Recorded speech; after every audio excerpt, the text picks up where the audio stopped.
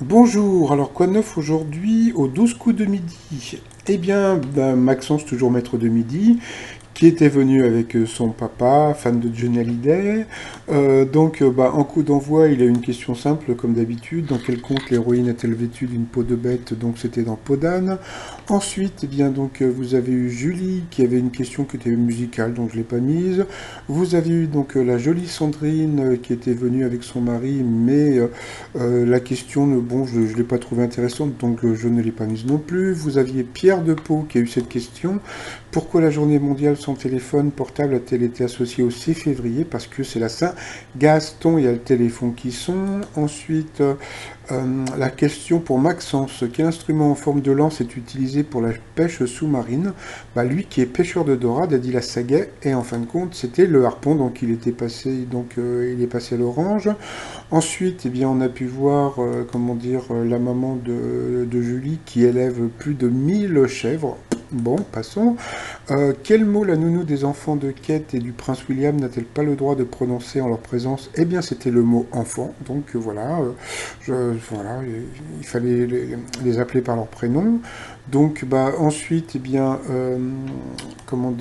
elle a pris, donc elle a eu les ovaires, comme je dis, de prendre Maxence en duel, qui est tombé sur une question très simple, hein, qui a proposé le 50-50 pendant 20 ans. Donc bien sûr, c'était Jean-Pierre Foucault. Donc ce soir sur TF1, il y a un spécial Notre-Dame de Paris, présenté par Camille Combal. Vous aviez eu l'ancien candidat, je crois que c'est Fabien, je suis pas sûr, voilà, qui a parlé de Tata Véro puisqu'il avait été battu par elle. Et puis qui nous a fait encore des imitations. Voilà, je trouve que c'est un maître de midi qui était vraiment très sympathique. Ensuite, il y a eu un autre duel.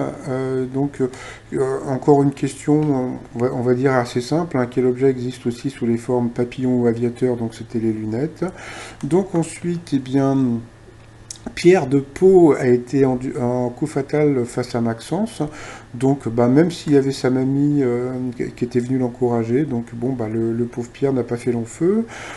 Ensuite, en coup de maître, Maxence s'est planté sur une question qui était, voilà, s'il regardait plus souvent TF1, il aurait su que c'était Denis Brognard qui animait l'aventure Robinson. Donc à cause de ça, il n'a pas pu gagner 20 000, mais il a quand même gagné 2000 euros à partager avec un téléspectateur. Dans l'étoile mystérieuse, donc on peut voir l'éléphanto. Donc comme je vous ai dit, donc normalement il doit avoir une petite couronne sur la tête. Voilà. Et puis grâce à José, je vous ai dit qui avait participé à l'émission. Donc voilà, vous allez voir un petit peu plus tard, il va y avoir un avion dans le ciel puisque Chuck Norris avait fait partie de l'US Air Force. Voilà, et puis après il y aura d'autres éléments. Sinon, j'ai contacté Maxence sur Twitter pour savoir s'il veut bien lui me faire un petit coucou pour vous, pour les abonnés de ma chaîne. Et puis sinon, j'ai une autre personne qui m'a dit que Maxence serait éliminé la semaine prochaine et que Paul va arriver va arriver bientôt. Voilà, pour l'instant, Paul a mis ses petites chaussures, donc il arrive tout doucement, il arrivera avant la fin du mois. Voilà, et puis comme aujourd'hui c'est la Saint-Parfait, donc le t-shirt mec presque parfait. Tiens, petite blagounette, comme c'est Chuck Norris.